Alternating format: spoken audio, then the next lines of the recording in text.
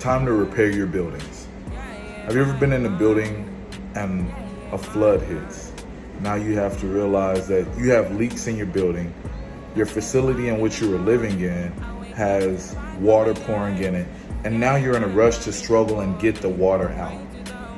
Hey, what's up, guys? It's Jacob from the JDT podcast, and your message today is fix your building or rebuild your structure.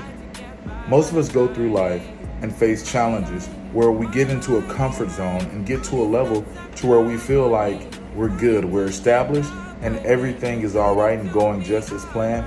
But we get comfortable and we decide to stay in our building and that platform until a storm hits, and you realize that the building that you thought was secure and safe is not that. It has leaks. There are cracks in the roof. There are leaks coming through your window. The electricity no longer works. So now you have to rebuild your platform. There are always going to be challenges that we face and go through where we realize that our building and our structures are not as good as we once observed them to be. We don't have time to get comfortable. We don't have time to deal with complacency.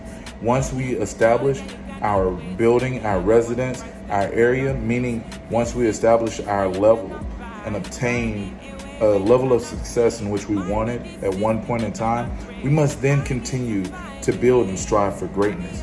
We have too many powers and obligatory goals that we need to reach, and we don't have time to become complacent.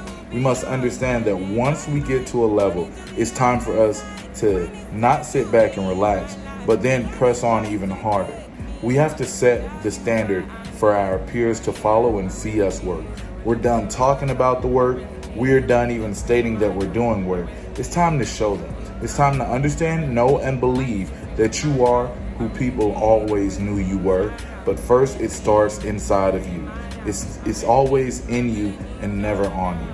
Regardless of all the tattoos you may get, regardless of the shirts you may wear, the one thing that is in you is your mind, heart, and passion. And once those things start to run out, how are you going to keep yourself going? How are you going to push past your competition? It's time to realize and understand that we are racing against ourselves, and that's the only opponent that matters. So start conversing with yourself and understanding that we're on a road to success, glory, and greatness, and the only person that's going to stop us from getting there is us.